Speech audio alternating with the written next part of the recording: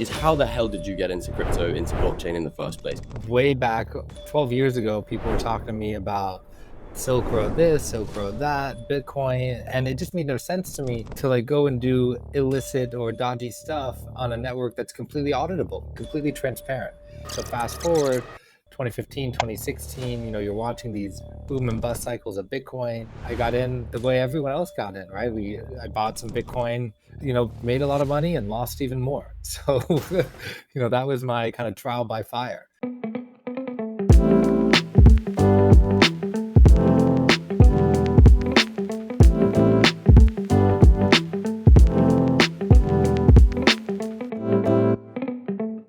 Welcome to another episode of the Dealflow podcast. As ever, I'm your host, Chief Editor at BSCN, and today we're doing an interview, a podcast, a session that is very much going to have an investment theme, which I think you'll all be pretty excited about. We're joined by our typical guests in Kamran, the co-founder of both BSCN and MH Ventures, and Mehdi, who is investment director at Animoca Brands. But we are very privileged today to have a very special guest in Alex Golding. And maybe, Alex, you can introduce yourself to our audience just briefly before we kick things off. Absolutely. I'd love it. Also, what a voice. I mean, you are made for media, man. It's because I've got the flu right now. So my Oh, voice is deeper and huskier gotcha. usually. Yeah, ladies, look out. This guy, But I'll he's take it. coming to a podcast near you. So, but Stop yeah, it. my name's Alex Golding, right? I'm a venture capitalist here at Delphi Ventures. Delphi was created about 6.5 years ago. Delphi Digital has a research firm, and their goal was to bring order to like the wild, wild west. I'm sure everyone else on this panel remembers the ICO craze and like post ICO and how there was just so little structure and understanding of the market.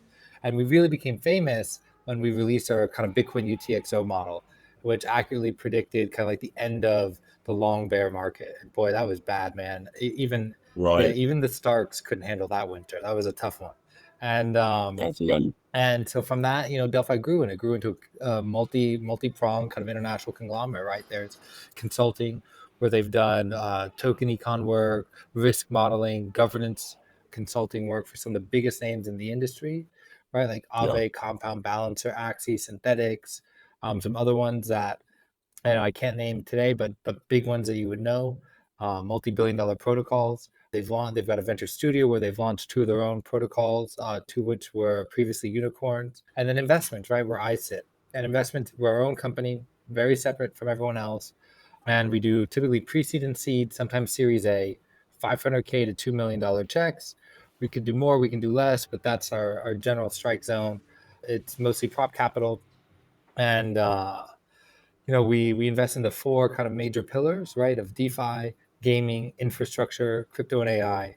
But we always are keeping an eye out for everything else, whether it's middleware, whether it's RWAs, etc. But those are the 4 things where we really kind of focus on, where we have a lot of expertise. I've been at Delphi about 31 months now. Prior to this, I was briefly at Solana Labs during Solana Summer. I worked there on the investments team for the $300 million ecosystem fund, and when the entire ecosystem was exploding, and kind of helped with all that. And before that, for 4.5 years, I had a family office, impact and crypto focused advisory and conference company. And so had people like Adam Draper come through, Miko Matsumura from Gumi, Brittany Kaiser from Own Your Own Data Foundation, others that you all know and love. So that's Delphi, and that's me in a nutshell. Phenomenal stuff. And it's no secret that Delphi has sort of established itself as a leading, almost like a brand within the space, over and above just investment and providing different value adds. But before we kick off, we're going to talk about investments. We're going to talk about projects, tokens, strategies today.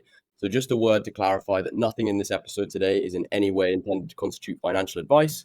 Cryptocurrency is always risky. Doesn't matter if it's a blue chip project or, the latest Solana meme coin from Pump.fun. It always carries risk. You should always consult a financial advisor before you make any investments yourself. And please be aware that this podcast is going to be full of opinions, and they are exactly that. But without further ado, first thing to say is that I'm actually pretty intimidated to be surrounded by such top tier investors, right? I'm the little media boy surrounded by all the guys that really handle the money, make the industry tick. But yeah, so I think you've given a fantastic introduction to both yourself and Delphi there. One thing that I think would be nice to touch on, that we try and touch on with guests when we do have them on, and maybe just a sort of 30 seconds to 1 minute answer here would be great, is how the hell did you get into crypto, into blockchain in the first place? Because everyone's story is slightly different, and I think it has a big impact. Yeah. So, um, way back 12 years ago, people were talking to me about Silk Road this, Silk Road that, Bitcoin, and it just made no sense to me, right? I had 4 years at that time of computer science training. I later went back and did more. And now I have 5.5 years of computer science academic training. But anyways, and it just made no sense to me to like go and do illicit or dodgy stuff on a network that's completely auditable, completely transparent. So I stayed away. It made no sense. I didn't see product market fit. I just saw like a brief momentary blip in time, but I followed it. So fast forward 2015, 2016, you're watching these boom and bust cycles of Bitcoin. Ethereum came out. Now we have programmable money with programmable smart contracts. I mean, that was paradigm changing. And so I got in the way everyone else got in, right? I bought some Bitcoin and Ethereum on a local exchange, and right before the ICO boom, and made a lot of money and lost even more. So, that was my kind of trial by fire. 100%. Yeah, and then just stuck around. Yeah, stuck around, did some made conferences, organized industry conferences, right? We did blockchain shift in Miami, which was over 3,000 people. That was the first time Scaramucci ever talked about, opening his Bitcoin fund. I did Transformation 2030, which was again where Adam Draper, who was the first kind of pre-seed investor and angel investor into Coinbase, he came and spoke many conferences just to kind of learn from the best and to be that connective tissue in the industry. And then when COVID hit, I had to shut my business down, right? I applied for grad school and I got a scholarship and a fellowship to George Washington. So while I was there, crypto came back. I started working for Solana Labs. It's really funny. The way I got the job was I sent out 3 emails looking for a summer job that year. One was to Roham from Top Shot, and Top Shot had just made like $700 million in 6 months or something insane, right? Like, imagine an annualized monthly revenue rate of over 100 mil. That's insane. And he's like, bro, like, I'm too busy. So then I sent an email out to Barry from DCG, and in the email title I said, the summer intern who's going to make you $200 million.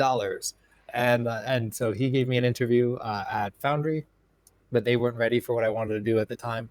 And then I sent Raj from Solana an email, and they were having a validator issue at the time.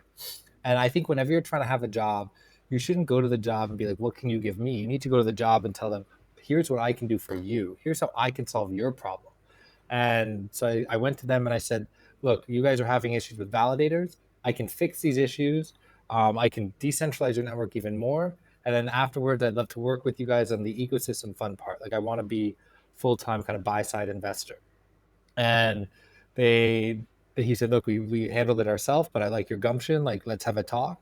So we talked, and they found out about my conference background. So they hired me for this dual role of BD/conference doing. So I helped on the original Breakpoint, but with a focus on investment. So it was like 80% investments, 20% BD and Breakpoint. So that's how I got in. And That's amazing. yeah, it was a good time. That's a hell of a journey into the space for sure. And I don't know, I had no idea that you'd worked so closely with so many awesome parties. And also, I think there's potentially, a thing or two people could learn about like job applications, how you seize attention in those initial interviews, or even get the interview in the first place. Next question, maybe a difficult one, is, and I know that I'm very much outnumbered in this chat room today.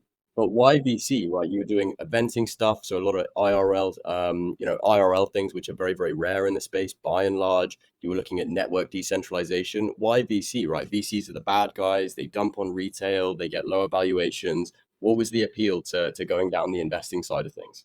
So two things. First of all, I don't think VCs are the bad guys, right? I think that Paul Graham and other people have, and crypto Twitter might like to always have this us versus them mentality and like to, For sure. look down on them. And I think that especially in traditional VC, there are some bad players, but I think there's a lot of really stand up VCs, a lot of really good ones. Delphi is one of them, right? MH Ventures is another. Like, all the people on this call are Animoca good too. ones. Animoca, we're all like, there's a lot of value add VCs out there. And so I have no problem being a VC. In fact, I like it. Two is I like being a VC because you get to kind of have a diversity of work experience, right? So any company we invest into, we spend a lot of time, a lot of effort, both intellectual, social, financial, helping those companies become the best version of themselves. And that gets me excited. Like when I get to wake up in the morning or go to bed and think about, oh, I'm gonna one day, one of my calls is on privacy today, the next one's on network architecture, the third one is about decentralized like fundraising communities. Like that breadth and depth of work is super Yeah, exciting to me. Now there are some bad things about being a VC, right? Like you have to say no a lot. Like Sam Altman is famous for saying that like it's soul sucking in that sense, right? So, but otherwise, I like it. Also, I think that I've almost always my whole life been an entrepreneur, more or less. And so right now I'm out of ideas. So if I had an idea, I'd be an entrepreneur. But in the meantime, I get to help other entrepreneurs or people who are actually in the arena building make their ideas again as big and as bad as they can be. So that makes an awful lot of sense. And I think one thing, like, so this narrative, this anti-VC sentiment, a lot of it took hold around certain token launches that had controversial mechanisms, controversial cliffs, and stuff like that. And I think it's very, very easy to forget what VCs actually do, which is take capital that is not necessarily allocated to Web3, to blockchain, and bring it in a professional manner. And actually, that underlying value add kind of counteracts all the different advantages that you get from investing and stuff like that. So, next question, very much down a VC angle as well. And I think it would be good if we could get, maybe some input on this particular question from Cam and Mehdi as well, like, because you're both in sort of similar seats, is how does Delphi's approach to investment really differ from other VCs, right? Because I think a lot of VCs will say, we're founder focused and so on and so forth, list a buttload of criteria, but fundamentally the way that you approach an investment, how does that differ, would you say, from the vast majority of investors? yeah, so this is kind of like a tricky one, right? So I like to I don't like to compare us to other investors. I just like to talk about my investment process and then let other people draw their own conclusions because I think that everyone has alpha and everyone has their own unique ways of doing things. And so what I found works for me, right, is a focus on first principles. And this is something that I think a lot of people in the space don't believe even exists in crypto, right? People are like, fundamentals don't matter, blah, blah, blah. But I think if a company doesn't have fundamentals, it's never going to even have a chance of succeeding. And I would rather invest in something fundamentals that's going to be around for a long time and that solves a problem, a clearly defined problem set for a clearly defined target audience and customer persona than someone that's not doing anything at all and is just floating around like a I don't know like a leaf in the wind, right? So that's kind of how we really try to stay focused. That makes a lot of sense. Cam, Mehdi, anything to add here from an investor or VC perspective? Yeah, I feel everybody has a different approach. I think the way I look at things, I focus a lot on market structure. For me, especially when it comes to deep in and infra type projects, what I'm trying to catch here is whether there will be a magnitude of compounding, whether the sector they're operating in, they have a differentiated edge or they're disrupting something. So for me, first thing I look at is market structure, which for me is the utmost variable here, especially early stage deal. And then I try to get a sense whether there's a founder market fit for the project they are trying to pitch. So I think those two factors combined is what I typically look for. I think I can echo a lot of what everyone said, but I think that the main thing is one, of course, looking at product market fit because that can kind of give you the grasp, a handle on things of how big this company can go in crypto in terms of in the billions in valuation. But we've always emphasized that we're always have been founder focused. Myself and the other GPs as well are all entrepreneurs, and we've done things outside of work and outside of what we do now, and that's how I came into this industry, and I've always done from a young age is built side businesses and not long-term businesses. Always knew that had a short lifespan, but always wanted to do something, and I'm on this journey and been successful, so I understand entrepreneurs and how they think. Yeah, so looking at like the landscape of how big this company can be, but then it's like we have to look at founders, and that's like the main decision that we make when we're looking at investments, because they're the ones that are going to drive this. So if something can become a $20 billion dollar valuated company, it's that founder that's going to be able to take it there. If he's not good enough, he's not going to be able to do that. And that's how we look at things. And I think that me personally, when I look at things, I think a lot of it is, yes, fundamentals, but it's hard to explain on just one call, but it's in here. You get that feeling as well when you're looking into a deal. And then you're pushing that eagerly more when you go into an IC, or when you're making decisions as well. So I would say very much founder focused. It's hard in crypto. There's so much fluff. You just gotta like That's sift really, that really out. cool answers from everyone and appreciate it. One thing that does seem to emerge as a theme, and of course it's not mutually exclusive and it's never a guarantor, but actually a lot of, some of the most effective venture investors, they are entrepreneurs themselves, right? They've launched successful companies or sometimes failed companies, right? That you can learn as much from that as from a successful company. But it definitely is it's a trend that we see on multiple occasions for sure. So leading into that, again, a slightly related question, speaking especially to Alex here, because I know we've only got him for today. So I'm a seed sage. Maybe I've raised a small angel round, a small pre-seed round, and I'm desperate to get a venture capitalist like Delphi on the cap table. What does that process look like? What are the tips and tricks? What would be your advice to a founder that just wants to be backed by Delphi, for instance? Yeah, so this is a great question because I think there's a lot of people, a lot of VCs out there who mandate that you need these like quote unquote like warm intros. You can just cold message me. I believe that if you have the hustle enough to like put together something good and you have the hustle enough to like reach out and cold call me, like just email me. I mean, make sure it's a good email, right? Or make sure it's a good, to Telegram or Twitter message, right? I check all my platforms at least twice a week. Sometimes some of them I'm on all day. So like, I will see your message. If I don't, ping me in 2 days because maybe you sent it at a weird time because crypto is like global. So maybe it came in at 3 in the morning and I missed it. But that's step one. Step two, make sure that you've given me a very cogent kind of blurb. I want to know why you've embarked upon this journey. So why you've embarked upon this journey, what you're trying to solve, how you hope to solve it, and why you think this is important. Like, who's your customer market? How do you know that's your target persona? Like, how do you know that what you're doing actually provides value to them?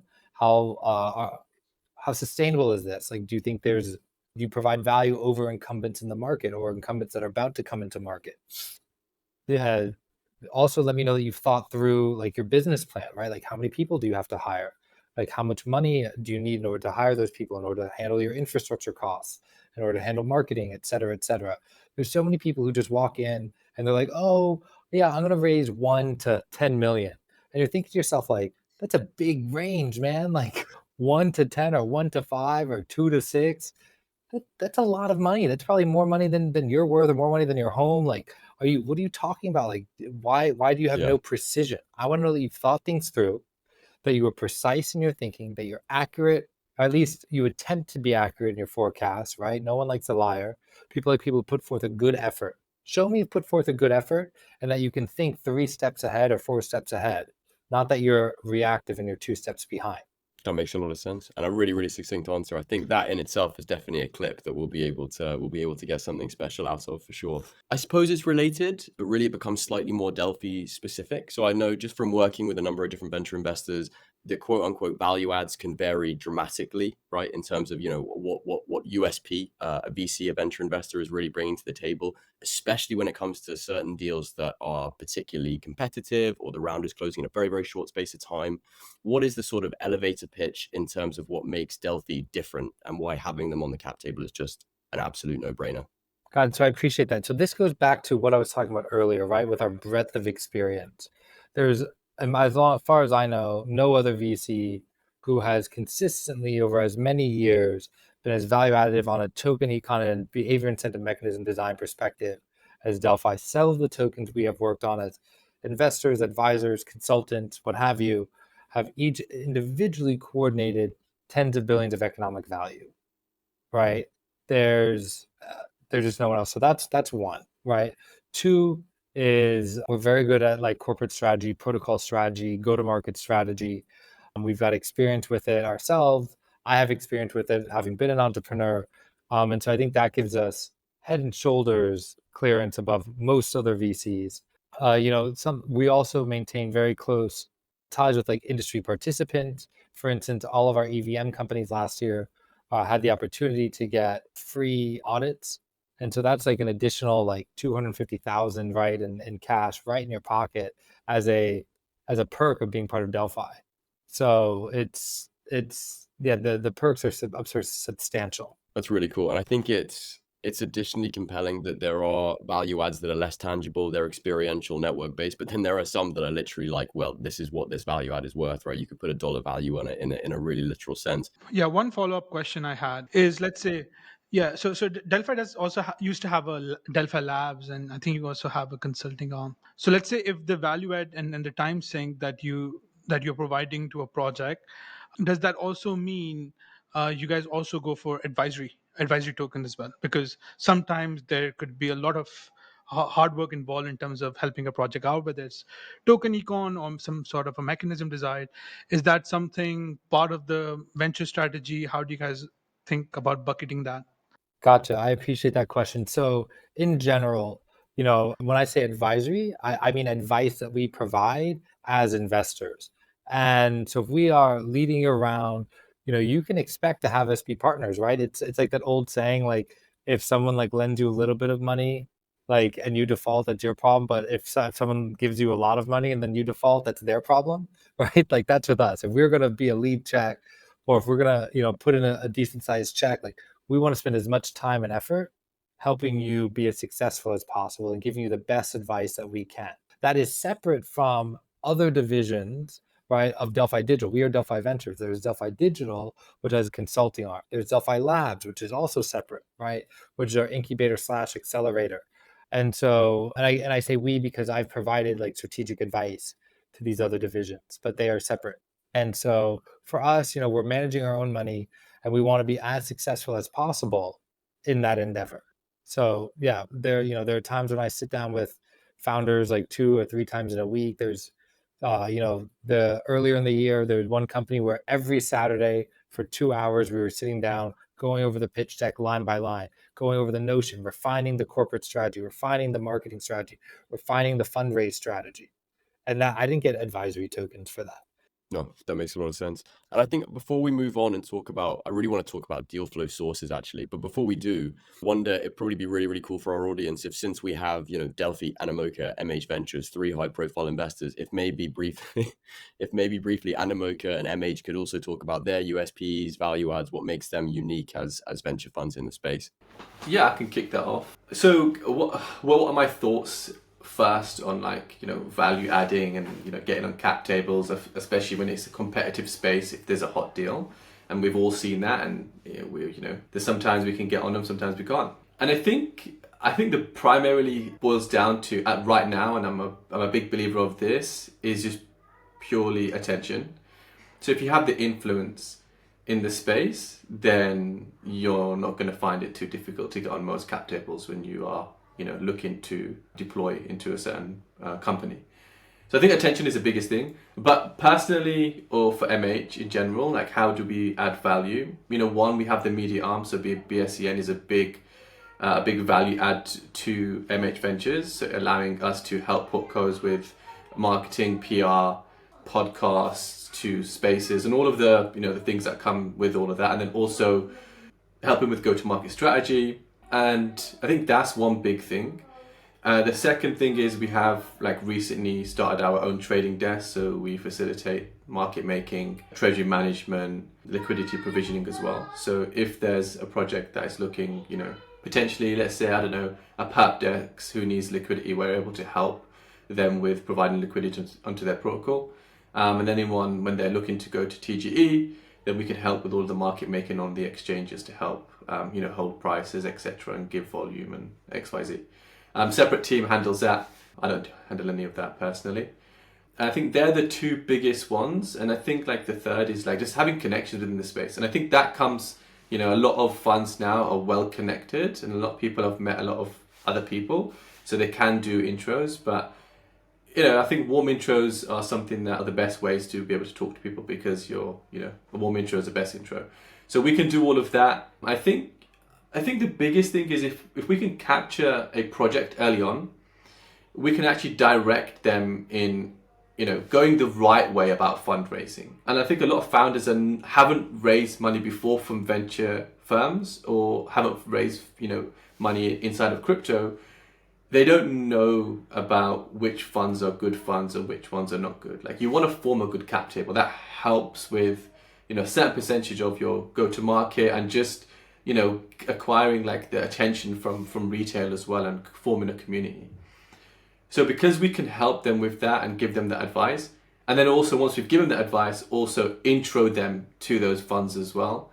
I think that's like a big value add. So that's like something really early on, and then just connecting them with other portcos. I think that they're the main things that we like to add value on. So Mehdi was about to tell us why Animoca is the best. No, not a VC. They have a VC arm. I think it's to do with the fact that we have a portfolio of about 600 projects, so there is a shared network effect in terms of that ecosystem. So, for example, connecting them with different portfolio companies for synergistic purpose. Let's say if you're L1, majority of the L1 are trying to bootstrap their ecosystem. Here we go. We have 600 project. Somebody wants to potentially build on Berachain or Monad. So I think that's one interesting value add. The second interesting value add comes from the fact that we are builders ourselves. So we have incubated loads of projects and we have also launched our own. So recently, I think a couple of days ago, that we launched a token called Mochaverse, which is kind of like our BNB version of Animoca. So that also has a network effect of its own, whether it's connection through exchanges, market maker, OTC desk, go-to-market strategy, marketing, KOL, all of that stuff.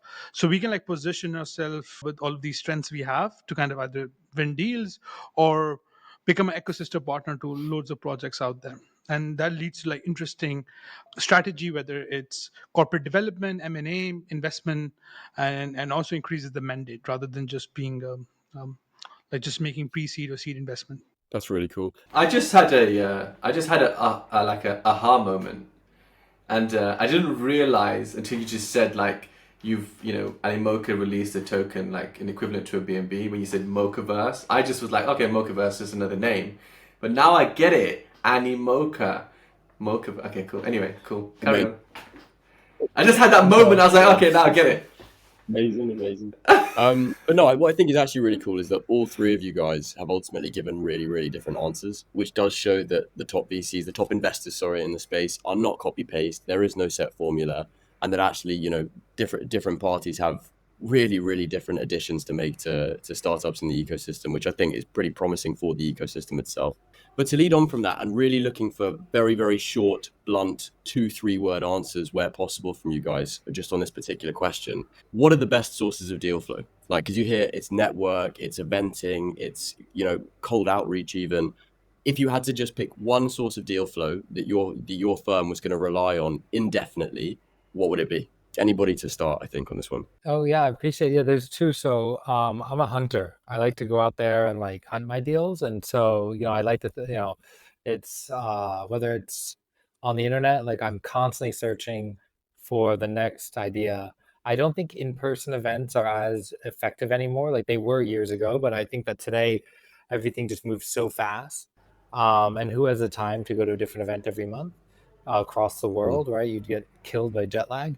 So I'm a hunter. I have a great network as well. But yeah, I think those are my two. Awesome. I think so. Not me personally, but my partner, Lincoln, who's good friends with Alex. He's like, this guy's insane scout. So like hunting basically. So he's an insane scout. He's scouted from the very first day of him joining, and he still does it today. But what I will say, and we found some really wicked deals that way. But what I will say is probably the best source in terms of quality and also quantity has come from just networking and knowing people in the space, and I think that's the best source. And it's just like, he's good at this as well. He's just keeping those relationships, refreshing. Am I good at that? Yes, but it gets so busy, right? Like his focus is just purely just relationships and deal flow, where mine is like relationships, deal flow, team management on fund side, and then making sure Johnny does his job at BSCN and everyone else, and because Johnny just falls out of line sometimes. No, I'm joking, he doesn't. But No. yeah, best sources of relationships. IRL events, personally, meh. Like, I want to enjoy myself, chat to people, and get to know them. When someone's shilling a project to me, I'm just so turned off. I would rather make a relationship and then we talk about your project later on. So I think the ROI I want to jump in on there their one because is so like I not don't there. mind being chill. Like I think if you're a business owner, like you should take every opportunity you can. I mean, read the room. Like if you can tell that someone, like damn, if you can tell he doesn't like it, don't do it. But me, I'm happy to be chilled. But I like to use, and I definitely go to events to find companies, potential investments. But I just think it's less efficient than my Telegram or Twitter or, my research. And I like to finish due diligence IRL. Like I really love. I'm never gonna forget. There was a deal we were talking to last year, February, May, March of last year. I must have already spent a good 10 hours on due diligence prior to meeting IRL in Hong Kong, and then we went for the Hong Kong Web3 Festival, and we probably spent another 10 hours or 12 hours IRL, and that just like really, it was for a later stage project, and so that just really kind of cemented my due diligence and made me feel confident in it because there's certain tells that you can only figure out IRL. Like I'm very much part of our job, I think, as a VC, especially at the pre-seed or seed or Series A level, but especially at pre-seed and seed, is we're making a bet on the founder, and you need as many type of like input sources as you can. So if you can get sensory input, if you can read someone's body language, you can look to try to see if there's any type of cognitive dissonance between their words, their thoughts, their actions. You can try to get, peer into their soul, quote unquote, right? like that helps. I think that really helps. That is really interesting, actually. That actually there are tells or cues and stuff that have a real impact in the investment diligence process that just you cannot get with anything but an IRL meeting. That's really, really cool. I would say you can just get better. You can get some of it online. It's just better, IRL because there's some stat out there that 70 or 80% of communication is nonverbal. So of course, like if you can see the whole body and not just like from the shoulders up, like right, like then you can get some stuff, and you can also see them how they interact with others. Yeah. But that's normal for traditional venture capital, right? Like they do mainly just meet in person and they do all of Yeah, I that think because it's a slower historically, yes. I process. also think that it's historically traditional VC is less international, right? Especially in the Mm, US because there's major tax Mm, complications. So most people yeah. don't know this, but there's crazy tax complications for US people to like invest overseas. So I think over the last like 6 or 7 years, like the law has changed and it became like much less tax advantageous. So there's something called like foreign controlled corporation, and there's something else called like passive holding company or PFC. I forget the specific term, but you can get taxed over 50% on your earnings for doing international investments if you aren't structured correctly. Like you can be getting 55, 60% taxes versus on long-term cap gains, right? Whereas if you're investing into US corporations, and this is why so many international companies incorporate in Delaware in the US, because they have a Delaware blocker for tax reasons, because a long-term cap gains in the US is like 21%, right? So imagine 55 versus 21, like that can yeah. ruin an investment. Right, like so Yeah. I think historically everyone was meeting in person because you were in San Fran. It was at least in the US, it was US focused. You were in San Fran, maybe New York, maybe Boston, and so you could just hop on a plane or go down the street. Whereas now, like we've got all four of us here on this call are at different parts of the world. It's insane. Yeah. Really, really cool. And makes a lot of sense as well, actually. Mehdi, was there anything you wanted to add before we move on? Yeah, in terms of my deal flow, rely a lot on builders community. So I rely a lot on other founders in terms of my sourcing. So I would have a thesis. I would speak like, let's say, if there are a few deals that we have led, rely on those founders to get other deals of similar caliber. I kind of feel like other like founders are kind of like the best scouts out there. So that's one strategy. The other strategy is again outbound in terms of what's happening on Twitter. And for example, Movement Lab, like it's one of those deals where we have kind of founded on Twitter, still very early stage. So outbound is another method. Third, I would say there are few select VCs that we are close with, and we kind of share a lot of deal flow. So just knowing your tribe and just sharing very early deals with them. Lincoln is definitely one part of that. Like he's great. Like the volume of deals is amazing, and a lot of them, if you kind of filter out, are some that kind of fits our thesis. So I really like deal flow from Lincoln as well. So yeah, those will be the three deal flow sources. So build your communities, network, and Builders then community, Lincoln. yeah. Yeah, Lincoln, yeah. Lincoln's link. Lincoln is like 15 VCs in one, like 15 in one combo. Yeah. Amazing. But no, cheers for sharing the insights there, guys. So next one, I guess kind of a fun one, or in some ways maybe the least fun one. Like it's no secret that all three of Delphi, Animoca, MH have made some incredible bets to get to where you guys are in terms of reputation. What are the biggest fumbles you've had? Like, what are the tickets that you were sitting on the fence for, not sure whether to deploy, waiting for valuations to drop, whatever it was, and actually looking back, should have deployed there? Are you guys able to share anything on those? So going back to early last year, so during the bear market, we were like heavily investing, becoming, let's say, a narrative or whatever. We were, focused on, I would say, the Bitcoin ecosystem.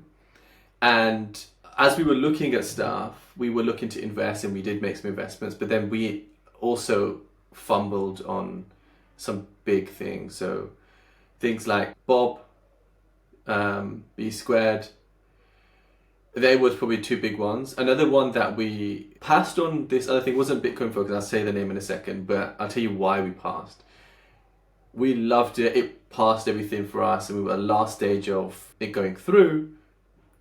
But the founder was like, "Look, I'm not doing a token. I'm just not doing it." And we were like, "Oh, okay, then." Unfortunately, we don't invest in just equity. Normally everything comes with a token warrant. And he's like, "Look, I'm just not doing that." I was like, "Okay, cool." So we passed. 3 months later, they're launching a token, and we were getting in like a stupid valuation, really, really low. I think it was, I can't remember. I'm not going to spitball the number because I don't remember. It was really low. And it was EtherFi. Oh, okay. That was a big fumble from us. But yeah, I think that there's a few more I can spill off, and I think that's like all learning curves, and you can't hit all of them. But I think one thing that we definitely do is we log everything.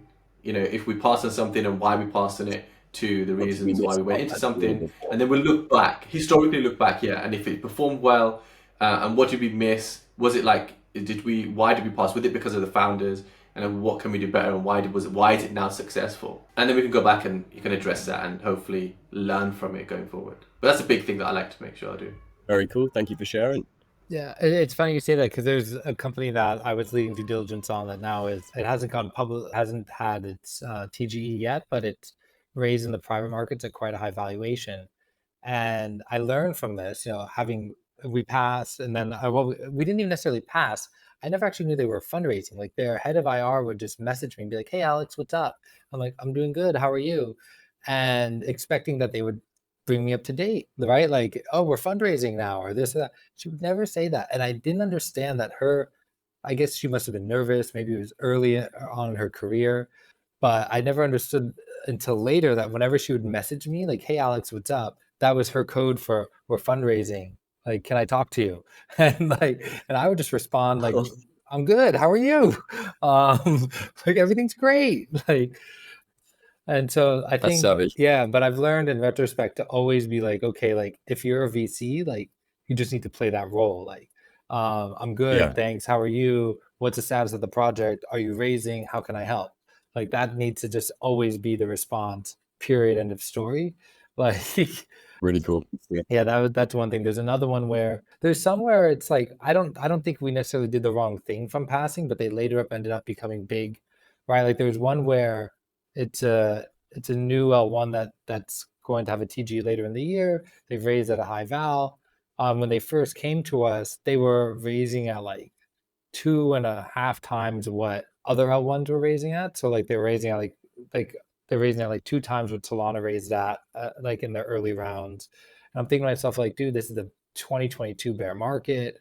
Like, Yeah. like why do you think you're so expensive? Like, if on a, if you were to fail, like, it just makes no sense. And now they're, at a 2 or 3 billion valuation. And so I think I still made the right decision, because I think on a risk adjusted basis, like, it wasn't right, but I had forgotten, but potentially they could end up being even bigger in the future. Yeah. Personally, as well as on investment side, I think breaking the discipline a little bit in this cycle. So one thing was like, okay, investing for the long term, like in projects like Berachain and Monad. There was another type of investment because the market conditions were such that sometimes I also broke that discipline where, let's say, you have a project that's about to get listed, the TG unlocks are good, and the fundamentals are okay. And just breaking that discipline was something. If you do a ROI comparison, the longer term projects still do better. So I think one takeaway for me this cycle was like just like the procedure you have, the framework you have, just sticking to it.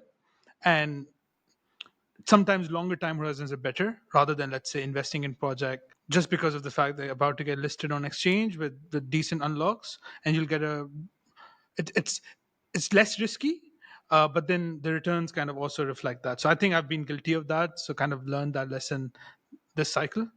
So yeah, I think, yeah, that was the major one for me this cycle. I'd love to actually piggyback on that, because one of the most important lessons I've learned as a VC over the years is to kind of follow Charlie Munger's advice and not what's Buffett's advice, right? So Munger counseled Buffett to, instead of buying okay companies at good prices, to buy wonderful companies at fair prices. And what I mean by that is at the pre-seed and seed level, you're taking so much risk that it's much better to invest in a quote unquote like top tier founder with a top tier idea and stuff, because they are much more likely to survive any type of pivot, any type of market downturn, versus someone who's just like a super cheap valuation. Like everyone's like, oh, bro, the val's so low. Doesn't matter. Like there's a lot of companies where, and even from last cycle, right, that where like big names have invested into for various reasons, where like they're trading below seed price in the open markets, right? Like, and I'd much rather back like wonderful companies or wonderful founders at a fair val, not an expensive val, not like a 4x too expensive val, but at like an actual fair val than like just a low val company. Because I think long term that ends up being a much better investment, and they end up bringing much more value into the world. Awesome. Absolutely awesome answers from all three of you guys. Again, like asking VCs, like, where did you fumble? Where did you make mistakes? I've no idea what answer I'm going to get out, but I'm honestly really, really delighted with the insights that you guys have shared. So we probably don't have too much time. We've maybe got time for, I've definitely got one or two questions that I'd love to ask, but with the view to trying to address some key topics, is there anything that you guys want to talk about, really want to squeeze in before we wrap things up? Yeah, well, yeah, I would love to learn Delphi thesis. I know Alex earlier on mentioned four categories: DeFi, infra, gaming, and AI and crypto. Love to learn how Delphi is kind of looking at those sectors from a thesis formation perspective. Like, what are some of the things they're finding interesting and they're bullish on, or yeah, just learning those and getting that download, I think will be interesting. Yeah, happy to share. So in all of those, whether it's infra, DeFi, and gaming, we're really looking for like net new primitives, especially in DeFi and infra, right? So there's a lot of like, oh, here's my layer 5, like, and here's the first perps decks or spot decks on my layer 5. Those are not of interest to me, especially having been at Solana and seeing like how within 3 months there were 12 borrow lens, 12 dexes, 6 different NFT marketplaces. Like those are not, like the copy pasta is not super interesting in general. We're looking for things that actually have a new mechanism, some defensible IP, not necessarily defensible in like patentable way, because in crypto, like patents like don't really exist too often, but just like defensible in that this is like some serious like gigabrain intellectual shit, or you see the world differently, and because you see the world differently, there's room for you to add value that others don't even acknowledge as value. So those are things that are of interest to me. In terms of crypto and AI, we've put out some theses there, and we run a crypto and AI group chat that's pretty like got some heavy hitters in there. Like Bloomberg News has sent moles in there to try to figure out what's happening and then like reported back. It's actually quite interesting.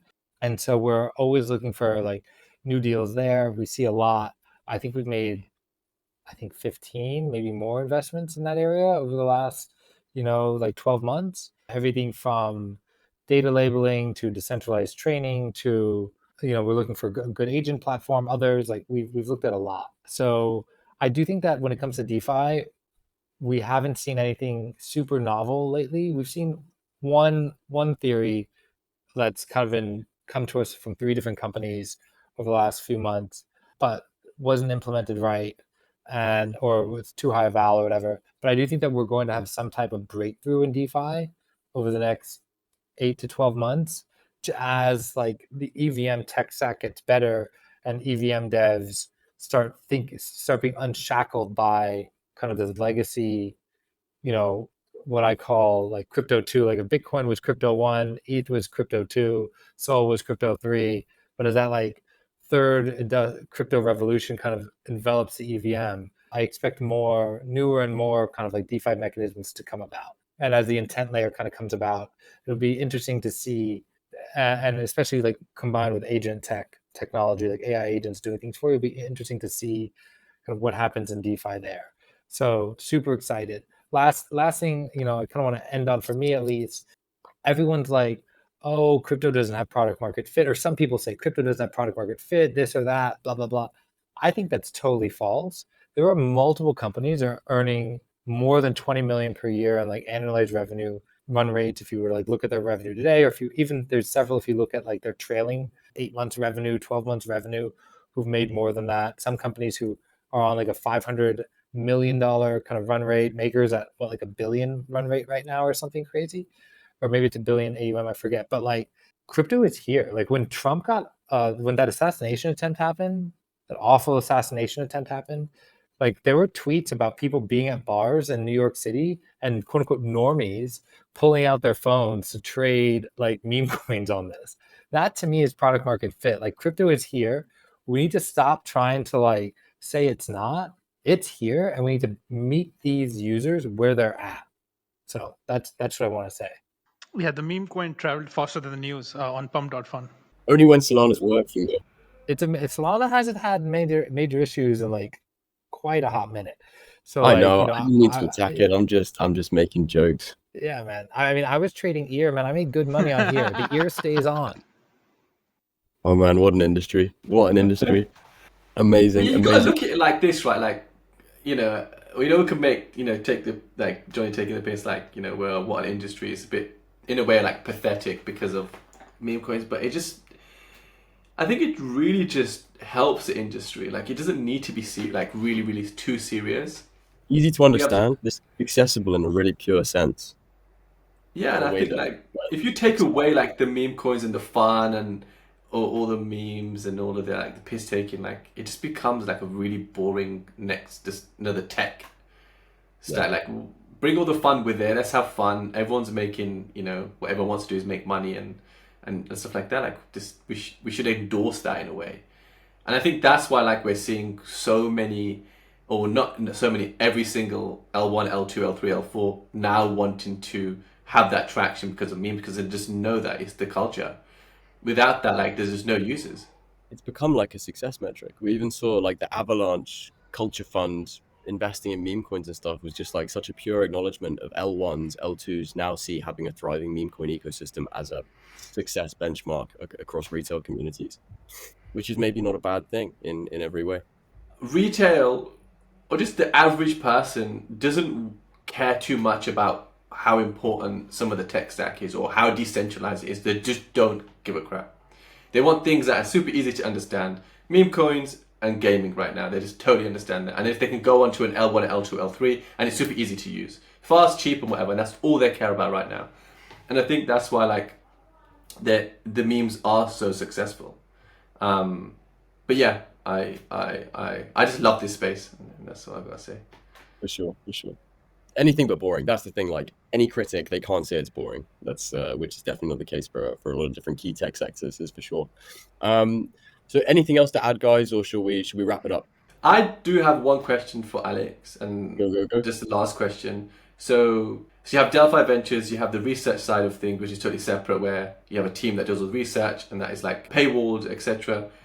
How does that work with the venture side? Do you have a lot of the research team overlapping over to the venture side, or is it you just keep that totally separate? There's no help from that side. So we do our own research, and we do our own research, right? Like, and we also read all the research, and we know the guys, so we can DM them and like ask questions, etc. But they're like good friends. It's separate companies, and so yeah. But we do our own research. Like my research, it's like very different because I'm trying to find like the next up and coming trend before anyone even knows it's a trend, right? So I'm deep in the weeds looking for that data whereas they're trying to kind of give you a state of what is the market doing today. And so it's just a different trend. Like they're doing deep dives into protocols like Contango, Pendle, others, whereas in my mind those are like 12 months ago. So like it's different research and different focus. Okay, cool. I appreciate that. I'm done, Johnny. You can wrap it up.